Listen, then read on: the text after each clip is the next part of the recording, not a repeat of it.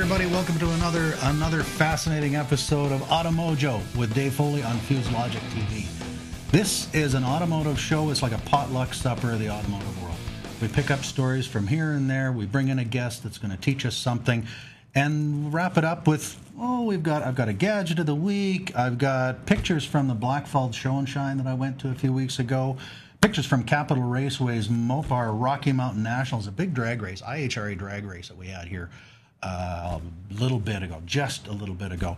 And our GPS car show road trip roundup. So let's get this kicked off. Starting segment we call the starting line. First story in the starting line, I won't call it a sob story. I will not call it a sob story. That was a pun, people. This is. I am more worried about these guys as time goes on. Boy, oh boy. So the last time we talked about them, they had just sold a 24% stake in their company to Padang from China. They just sold another 29% to another Chinese company called Youngman. Now, the total take on those is about 245 million euros. Now, that's all awaiting Chinese approval. It still hasn't come through. The deal's there, but it hasn't come through, so therefore the money hasn't come through. They actually got so short on cash, they couldn't pay their own workers. Now, before, when we talked about Saab, they didn't have enough money to pay their suppliers, and so production stopped. Well, they were hoping that if this thing would get approved and they'd be able to move along and they could pay suppliers. Well, then they ran out of money for their own workers, and that's a big, big problem. They did find another company. It's sort of interesting, though, because they won't say who it is, but they got a sale for 528 vehicles to a mysterious Chinese group. They don't say who it is, but that's for 13 million euros. They've sold their property to another Swedish realty investment company and I've read conflicting numbers on it, from 28 million or 40 million euros. Now, I'm not sure how they'd be that different, but whichever. I'm just saying, I'm not sure if I'm not a high finance guy, but boy, oh boy, when you're in a position where you're selling your factory and then leasing the factory back from the guys you just sold it to, just to be able to pay the workers that are there, that's a real big cash flow crunch. You think about it. If you were so broke you had to sell your house and rent it back from the guy just to keep everything moving, that's a tough go. That's going to be really hard slogging. Like I said last week, go Saab. We want to see you pull through. There's some pictures and stuff of some of the upcoming Saabs that I think are going to go pretty well. I think they could get some really good acceptance. But boy, what a tough go right now. Holy smokers! So that's the first one. The starting line in this next story is just crazy, cute, and part of the sign of the times. But anyway, did Carroll Shelby just walk in the room, or does it just smell like he did? This is so bad. I can't believe I wrote that. Wah, wah, yeah, wah. Exactly. Auto Week found an ad from somewhere in the mid-'60s, or 1967, of a Carroll Shelby deodorant. And yes, in all the bad puns in the world, they called it Pit Stop. I couldn't believe it. I just killed myself laughing when I read this. It's a great little article in Auto Week about this. So track down Auto Week and check that out. It's pretty cute, because their line was not having an actual sample of the product here at Auto Week Tower. The imagination wanders as to what the fragrance might be. Race gas, tire smoke, and they say, judging by the can, we're guessing it's spray bomb enamel. So. That's really gross. That just kills me. There's no racers that have even a cologne today. There's sports figures and celebrities. They'll get a perfume named after them. Even Tony Stewart doesn't have a specific cologne or fragrance. He's hooked up with Old Spice, but that's different. And Old Spice marketing's doing just fine. Well, exactly, and they've also got. I mean, maybe there's a special edition. They put the car on there or something like that, but they're not calling it Tony Stewart deodorant. It's amazing, you know. I mean, I even did a search. There isn't even a Michael Schumacher cologne. Like there's some Ferrari things, and there's Daytona 500 ones. I know and that stuff actually didn't smell that bad. But the cars are sexy. The drivers, less so. But it's funny though that in the world of celebrity, you'd think that a connection to any sort of celebrity would be gold. You know, I mean, why is there perfumes for other guys, for basketball guys? You know, tons of them, and football players and whatever. Those are out there, but I don't know. Not that I'm saying there should be, because it does sort of creep me out a little bit. But I don't know. I thought that was just priceless. So, question from the chat room: what would a Dave Foley deodorant be called? It would smell like oh geez, I don't know. Panic and hot wings. How's that? You heard it here first. Dave Foley is announcing Panic and Hot Wings to his deodorant. I don't even know what that means, but I like hot wings and you know, coming down to the wire, getting the show together. It's always fun. If you saw the pre-show, you saw me. I'm still writing notes. I'm writing notes right up to when we're going on here. So anyway, We got some video. Yes. Roll this video here. Oh, sorry. Let me start this before you hit that pause there. My starting line on this one is: up next in WWE is the Enviro Geek Smackdown or Rumble in the Lab. So, You want me to start the video? yeah, go ahead.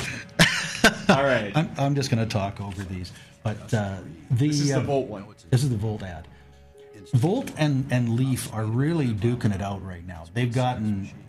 They're both great ads, but they're aiming squarely at each other and, you know, taking no prisoners. This one is fairly innocuous until it gets toward the end of the ad. And the announcer, Tim Allen, he does this line. He says, "It's a big step up from the leaf blower." Oh. So it's like, oh, wow, how about that? I mean, before these ads ran, there was some pointed stuff going on with their PR guys, and I don't remember what the Nissan guy said, but apparently one of the Chevy guys said, "Yeah, big talk from a car company that has a coal-powered car," or words to that effect. Well, in Alberta, that would be true of an electric car. This is true. Unless you got, I like this commercial a lot, actually. This one's pretty good. And so anyway, it's starting to up the ante. Nissan does this comeback ad where everything in the ad is gasoline powered. I mean, they're checking the oil on the running photocopier. I love the gassing up the laptop. Yeah. And of course their tagline is, "What if everything ran on gas? Yeah. What if everything didn't?" What if everything So, ran on gas? actually, in my view, my favorite one was. Favorite piece on there was the chainsaw dentist drill. Yes, that was little great. drill, giant motor. Yeah, exactly. That was great. But you notice the guy at the gas pump, he's filling up a Volt. So I mean, they're not. I wondered about that. Mincing. They're not playing around. This is hardball time. I saw it was a Chevy. I didn't catch that it was a Volt though. They are going right for the throat. So I mean, I'll tell you the truth.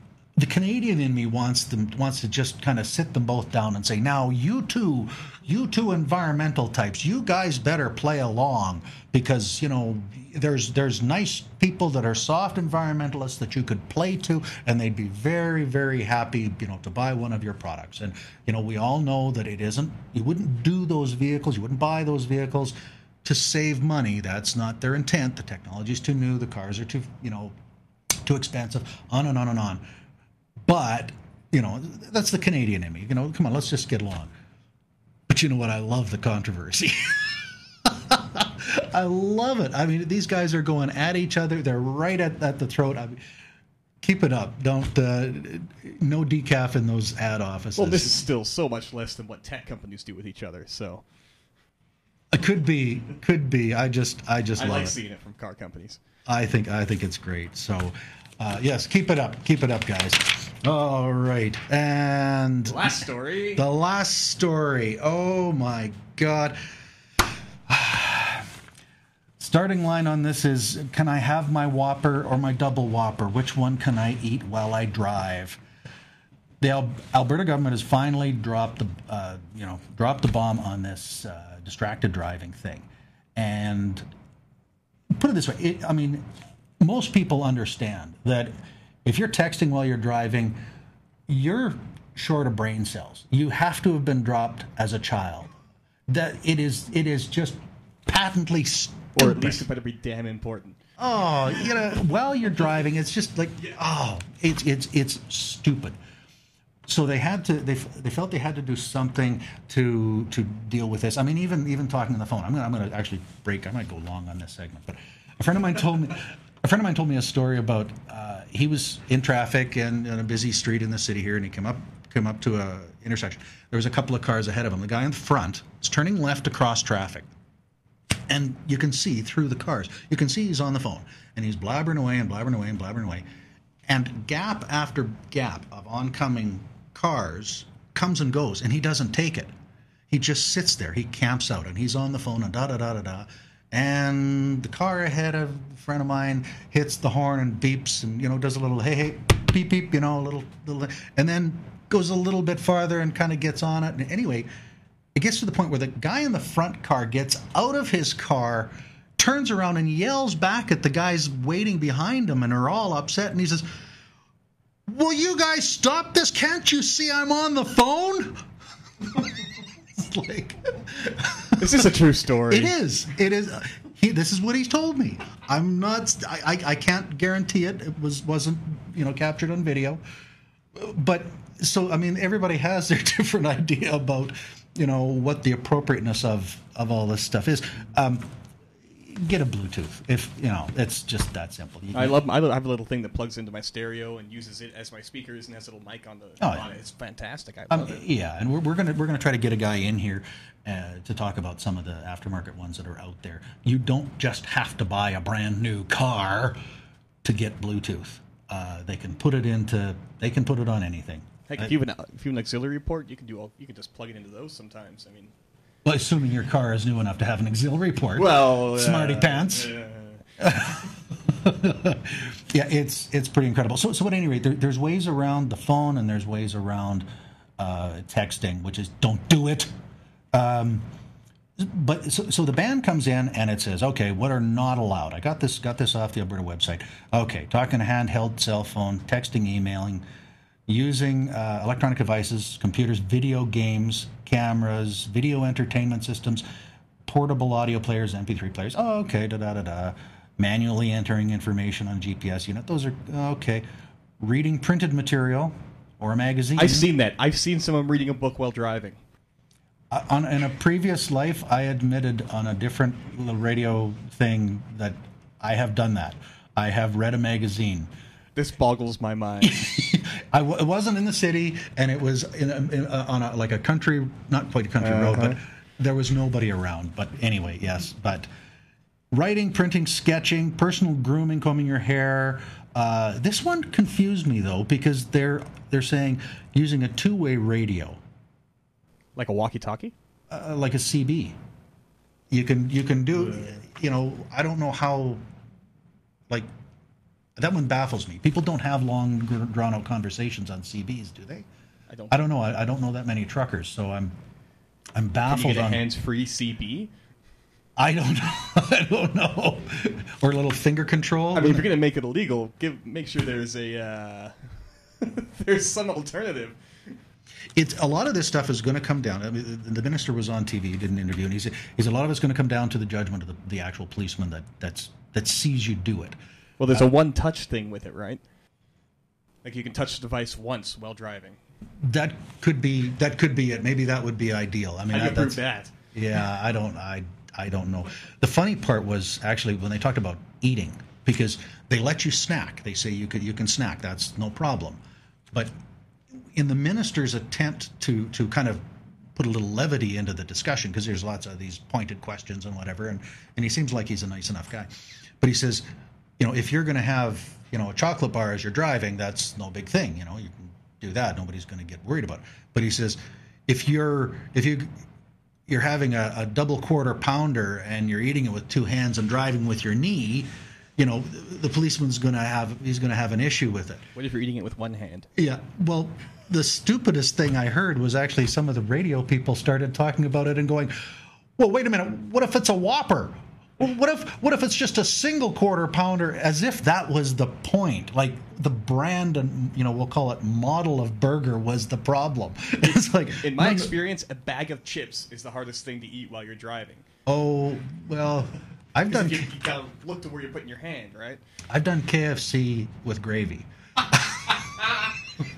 Maybe I'm admitting all. Maybe you shouldn't be saying this on the record. Bad thing. Well, my wife at the time was there, and I only got the drumsticks because I could hold them on one end, and I dipped them. I'd dip it in, and then I'll and eat away. So I guess in a way it's sort of a snack. Spaghetti's out. I think that one's clear. Spaghetti's out. You can't have spaghetti. Mud Monster in the chat room says barbecue ribs. Barbecued ribs. Not a good idea while driving. That'd be That'd be impressive. He says he's seen it. He's seen someone doing this. I believe it. So anyway, I thought it was a little bit funny because it's like making a big deal out of nothing. Like it doesn't matter what burger you have. If the burger you're eating takes two hands to eat, and you're driving with your knee, you're doing anything that takes two hands. That basically means the burger's the size of your face. Yeah. Or it's so thick it's squeezing out in all directions. That's just nuts. But now, me rambling on about all this stuff, that's all whatever. But I have a suggestion to the legislators, to people in municipalities and the provincial government, state government, whatever. If you're involved in building roads, I have a suggestion for you. Build roadside turnouts that are not considered part of the highway. Like that's an important distinction because the law says you can't even pull over to the side of the road. You can't pull over on the shoulder unless it's an emergency. It's in the law. It's in the book. You can pull off onto another property, but if you're on the public road, they don't want you doing that. I could see it on highway the big highway between here and Calgary, 3 lanes of traffic each way, and somebody's on the side and doesn't quite get all the way off the side.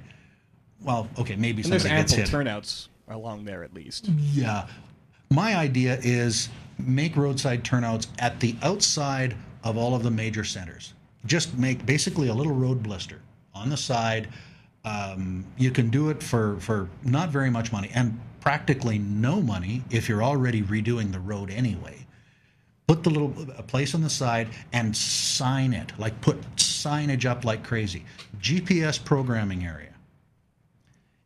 Even if it won't take care of the cell phone thing, but your Bluetooth should. It won't take care of texting, but natural selection might do that for you, if you know what I'm saying. But unfortunately, that takes a few others with you. But just as a commitment to saying, we're going to make a law, but we're going to try to help you with this. Yeah, we're going to empower you to obey it. Exactly. And the bigger contiguous cities where it's just, exit after exit after exit, okay, maybe you're not going to be able to do something like that. But if they work regionally, I'm sure somewhere along there they could say every, in the contiguous cities, maybe every 20 miles or something like that, they make a little blister on the side of the road, or they put signage up, be sure that they have an easy place for people to slow down, pull over, and blend back into traffic easy onto a service road, and sign that up like crazy. GPS programming area. And then if anybody's doodling with their GPS as they're going down the road, well, then there's no question. If the police pull them over and they know they're from here and they say, where are you headed to? I'm going to there, and whatever. I think it would just be sort of a measure of good faith. Yes, ideally you're supposed to do all that before you leave, but you know what it's like. You're busy, you're on the go. Maybe you got a family and you got everybody to get in the car. You're going on a holiday. If there was a place you knew that was one thing you didn't have to worry about till you're on the road. Just get everybody in the car, get the kids with their chips, and maybe it's an area where there is a convenience store, maybe not, doesn't matter.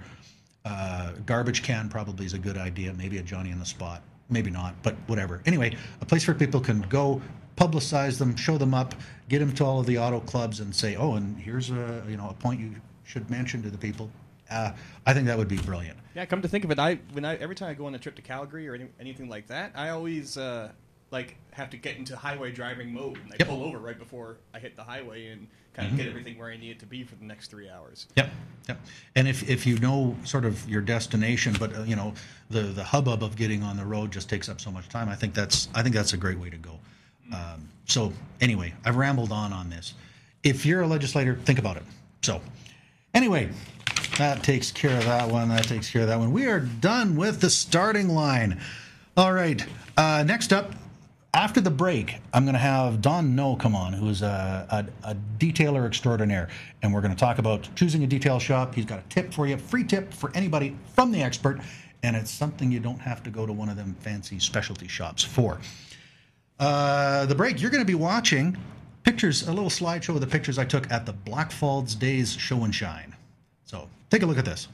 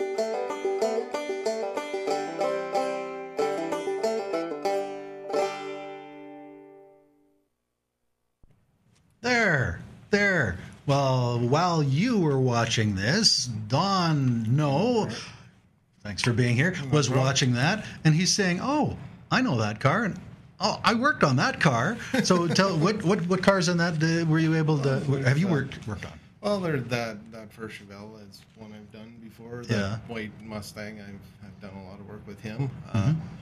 Speak up. Okay, yeah. So like they're all. Most of them are just mostly friends that I've gotten to know over the years when I was in Red Deer, and they're all good people. When you ran your detail shop, that was in Red Deer itself. Yes. And so as the Blackfalds is not that far outside of Red Deer, a lot of the locals ended up there. Exactly. It was a neat show. It was not really big, but super friendly. I just had a blast. So let's talk detailing here. So you've worked on obviously cars that have gone into shows. You've worked on some published cars that have gone into magazines. Yeah, quite a few. There was a car I did. It's a '67 Cuda convertible, bright yellow one. I did it up for the guy. He had it done here in Edmonton at Joey's. They did it all, and right after he got it from them, brought it to me to make it shiny. Yeah. So, cool. But he made it into Mopar action with that one, and it was a really sweet ride. Yeah. Quite enjoyed it. So, I've done Mike LaValle from Killer Paint, a guy that does the Real Fire. Okay, yeah. I worked on his. Yeah, that truck. stuff is cool. I don't know if any. The Wicked one, I did that. Didn't do it. I did parts of it because it was in an area where they weren't as kind as they could have been. So, a lot of other stuff. Chad Kruger's Lamborghini. Yeah. Okay, that's a piece of trust there. Yeah, exactly. Yeah. So it's just there's a lot of cool stuff that I did. I don't know, Slam Pala for Billy Gibbons from ZZ Top. Mm-hmm. I did that before he even bought it, actually. The guy sold it to him, brought it to me, said, "This needs to be nice. It's going to be Billy Gibbons." All right, well, then, let's do that. And it went over quite well. So. Very cool. So, okay, so people out there wondering, how do I choose a detail shop? What's Well, let me back up a sec. When do I know when I need a detail shop? Well, if your car's not what you remember it being when you got it new and you were so happy with it, it's probably time to start thinking about how you want to get it there. If it is something you can do on your own, well, then go for it. But if it's past that point, you probably want to start looking and trying to find somebody else you would trust to take care of your car. Okay. If they're just going to visit the shop, as they walk up, is there anything that can tell them whether it's one worth pursuing and whether it's just to walk away? Is there anything from the outside? What I find is you always look around and see what's in the parking lot or in the building itself. Are they doing, like, if they've got a lineup of white pickup trucks, normally fleet stuff, that's probably what they specialize in. So it's not necessarily you're going to get the best job, but you might not want to take your Lamborghini. No, I would suggest you might want to carry on looking a little farther. If they're doing some really, like, if there's some nice cars around the place and stuff like this, and you're happy with what you see, whether you're looking for an interior or an exterior, if you're happy with what you're seeing out front, it's a good chance that that's a good place to be talking to, and you want to go in and talk to them a little more. So do all of them have brag books? Does everybody have a scrapbook? No, not everybody does. Just the proud people like me. Okay. But so that's a tip in itself. It is. If they don't have something they're happy about, and willing to go, hey, look at this. Yeah, because I mean, it is. It's a lot of a pride thing. If you're proud of the work you do, why not have it? Makes perfect sense to me. That makes sense. I actually did a whole wall of the vehicles I did. Yeah. That's cool. So how is a price decided? It's all time, isn't it? I mean, it is generally, and it all depends on what you're looking to get out of it. Like, if you're going in for a polish, then there's people that'll take it just an orbital to it, and it's not much better than a hand wax, a little bit more. But it's not going to get you all the little tiny scratches out and stuff. But it's a cheap entry way to get into something. And I mean, if your vehicle's only a year or two old, it might be all it takes. But if you're looking to get a premium job, you're probably going to want to go to somebody that can actually take a power polisher to it and do a 3-step power polish and get all that little marks out and go into all the grooves and get everything, all the wax left over out of it, and just make it 100% perfect for you. Of all the cars you've worked on, what's the most expensive polish job, the most expensive detail job you've had to do? Well, it was also the scariest. Okay. A guy brought me a car, and he paid a lot of money. I probably shouldn't speak of how much. It's just friends. It's just friends here. You can tell us. Come on, right? It was over 40. I know that. Just to get it painted. And $40,000. Yeah, and he brought it to me to make it right, get all the orange peel out of it, make the paint as flat as it could. So then I was into the wet sand, and in the end, I ended up billing him $3,000 for it, and I still didn't make a ton of money. Wow. But I put a lot of time and a lot of effort into it, and so even on a brand new paint job, it's not dead flat. No. Actually, I had quite a few people would go and pick up new cars, like a guy that come up here to get Porsches from a place in Edmonton here. He'd bring them back. The first thing he did is they make them shiny, and they're brand new Porsches. And well, he knew there was more there, and wow, it was just because he'd seen what I've done before. So everything has potential to be better. So that's pretty amazing. Yeah. Let's see. So we've covered that. Yeah, I think we've done pretty good. That's all good. What else? Anything else you wanted to add before we move on to your? Oh, I guess we got our car washing video. Oh yeah. Let's take a look at that. This is ridiculous. This is just ridiculous. Well, it's all good. Look at the nice car. That's a pretty nice looking BMW. Look at that. Exactly. You know? Nice little sedan. He's doing pretty good. Yeah, he's got the good rubbing action. But looks like he's doing some good. But he's not using like any. wheel well, didn't he? Yeah, he's not using any water. Oh, Like, well, did you? he's got some now. He's probably just thirsty. He's probably just getting a drink. Oh, nope. Oh. Oh boy. Yeah. Yeah. Okay. Don't do this at home. Yeah. I could see Don't pay problems. anybody who does this. Yeah. Exactly. I could see problems with this right now. So, Could you imagine? I mean, your car's got, dust from sitting or whatever, and you just kind of go out there, just kind of grind off what's there, and then rinse the final bit with bottled water, because bottled water is better. Yeah. Well, there could be. I mean, there may not be a car wash within miles of them, so. Oh, we should give him the benefit of the doubt there. Could be. He's using expensive bottled water. Obviously, he cares. That's it. Yeah. A Volvic splash down there. Oh yeah. That's up there. You're more generous than I am. I'm just going to tell you right now. No, if this is what you find, whether they're doing this in the shop or when you pull up to the shop, you need to turn and leave. Yeah, that's. I like the front. Once that rag has been in the wheel wells, it's not much good for doing the rest of the vehicle. No. He's creating problems he may never get rid of. Maybe he's just doing a wet sand with the grind. That's entirely possible. Maybe he knows more than we think. Yeah. Cutting edge. Turns out this man's a genius. That's right. Exactly. Yes. Okay. He just came back from the beach, and his wheel wells are full of sand. Yes. Yeah. Okay. That's right. Who's in the trunk? What's happening back there? I think he runs his detailing service out of the trunk. Oh, okay. And that's his secretary then.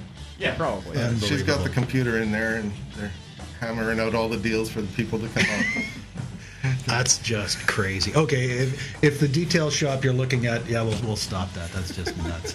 If the detail shop you're looking at has stuff like that going on outside, run away! Be scared. Be very afraid. Be afraid. Okay. Now we're gonna squeeze you. We're gonna put the pressure on you. What did you bring for us? You got a freebie. You got a free cool thing. I do actually. Are you ready for this? I'm ready. We're sitting comfortably. I, as a representative Are of you the sitting audience. comfortably? Then we'll begin. Check that out. That's a Mr. Clean Wipe, isn't it? It is Clean. Mr. Clean Magic Eraser. Can Absolutely we get a close-up on this? amazing. To me, these are one of the best finds I've ever come across. Where would you use that? You can use these if you have vinyl or leather interior. You wouldn't use it on the wheel wells. You could after it had been through everything else, possibly, but it's not going to do any good there. And it's not meant for paint. You wouldn't use it on paint. You could possibly, honestly. No, really? If you get little wax buildups in your paint, you can actually wipe it off with this, and it doesn't hurt the paint. Is that right? They're pretty phenomenal. You can use them for, I don't know where you want that. Yeah, but well, sure. You can, what sold me on them was I had some boot marks on doors. And I couldn't get them off. I had some of the best cleaners out there, and they weren't coming. So my wife, of all things, had told me, you should try one of these. So debatingly, I did. Yeah. And it worked. And I'm like, no way. So then I started cleaning more vinyl and stuff. And then I decided, well, what does it do on leather? I had an old leather seat kicking around there. Used it on that. Amazing. So would you dunk the whole thing in water and just wipe, or does it just need to be just damp, or how? It just needs to be damp. You don't need to soak it. It'll actually last a little longer if it's just damp. Does it make more of a mess if it's like dripping, sopping wet? Well, or does it sort of just have what I will do is I will follow it with a rag. If it's really wet and you're doing it, just follow it with a rag, lint-free rag, and clean what you need to clean and wipe the rest off, because basically it just lifts all the dirt and makes it so you can. Incredible. Yeah, so it's a neat little piece, and I was stumped when I first saw it myself, but you know what? That seeing proves is believing. That proves, every once in a while, us men need to listen to the women folk. Yeah, they're smart. They're say smart too much. people. I won't say too much because I do got one at home still. So,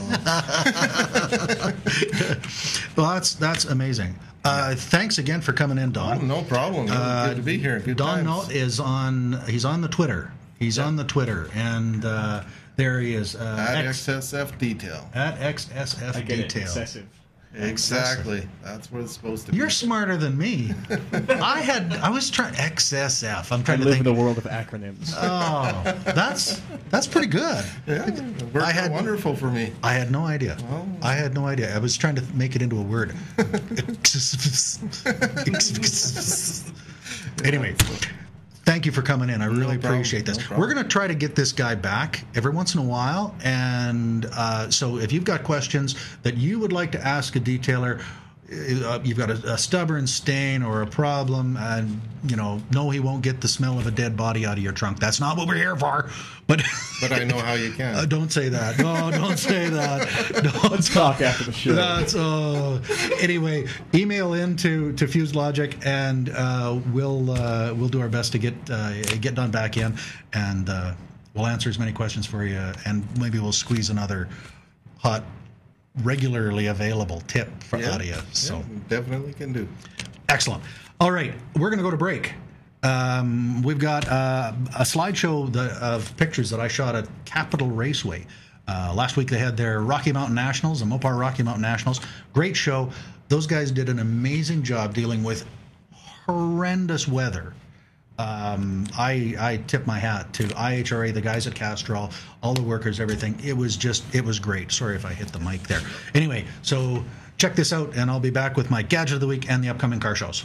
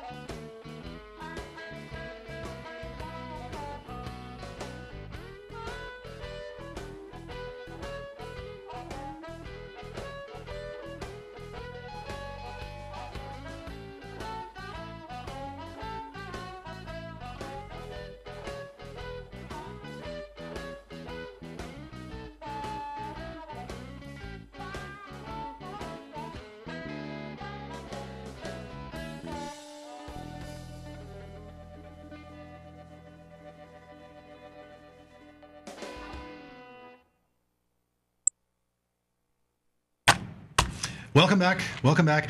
Okay, it's the AutoMojo Dave's Gadget of the Week. Now, usually I want to talk about stuff that I think is really, really cool and what's something everybody should have. This one doesn't quite fall into that category.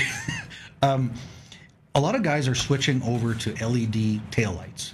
And there's a bunch of different ones out there, and different versions. They maybe they start with the high mount, and then realize that once the high mount is in, the red that comes off a red LED is so pure that the regular taillights look washed out and terrible. And so for the longest time, this was the style. Here we'll go to the little camera there.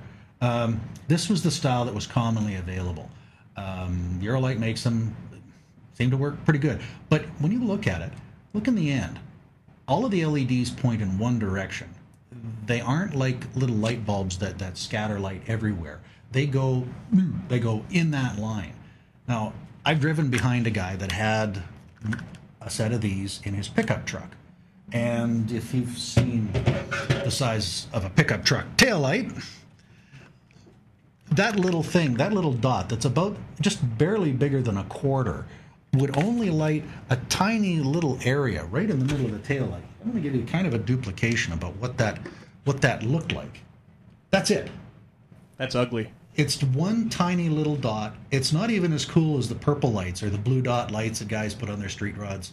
And I'm not really a big fan of those. But anyway, this is just nuts. You've got a tiny, tiny little dot, and if you miss it out of the corner of your eye, you're done.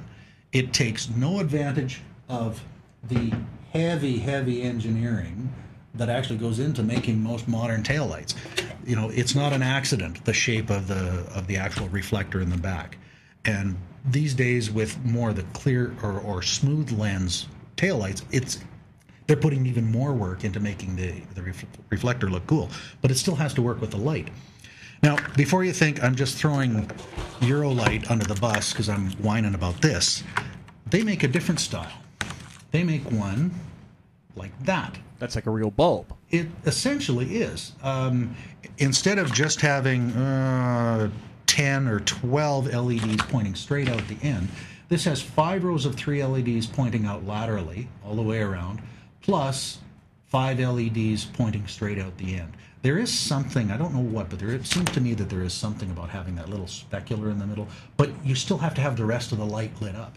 This one will do that. It's a smart way to go. This one is actually red. It doesn't look like it, but it actually emits red light. So when you're comparing, this is just your average pickup tail light. That little dot of light trying to tell people whether you're stopping or turning into their lane or whatever, that's nothing. Because there's a lot of cars that actually have this entire area or bigger as their tail light. So if you're going from something that's that big and to that, well, you might as well use all of the reflector area you can. So that is Dave's Gadget of the Week. All right. Now, on the car show end, last week I did a short little list of car shows that, I've randomly chosen and thought, told you guys you should go check it out. But I'm not going to do that this week. I'm going to tell you guys, I want you to go to a local car show. I want you to go find a vintage car show. Google it for your city or for your state or province. There are car show schedules online. Find one. The A&Ws are always good. Up here, they're really pushing the cruise night. Yeah, cruising the dub. Cruising the dub. Go check out your auto parts store. Local auto parts store. A lot of time they'll have a little bulletin board for people to put stuff up. But go check out some sort of vintage car show. You got to know where stuff comes from. If you're a car guy like me that likes to look at the style and the shape and, sort of appreciate the art of what car design is, you've got to go check one out. This weekend, I am going to be... Where did I put it? Oh, I've been throwing papers around. Anyway. Oh, here it is. Still on the table. I'm going to the Nissan Z Car Show at the Aviation Museum, 11410 Kingsway Avenue in Edmonton. I think that's going to be a neat show. And you know what? Next show I'll have some pictures from that, and I'll show them to you on one of the breaks. So anyway, that wraps up our latest greatest AutoMojo with Dave Foley here on Fuse Logic TV. Thank everybody for tuning in. Check us out. I'm on Twitter. You got my handle up there, and we're gonna have some fun. See you next time.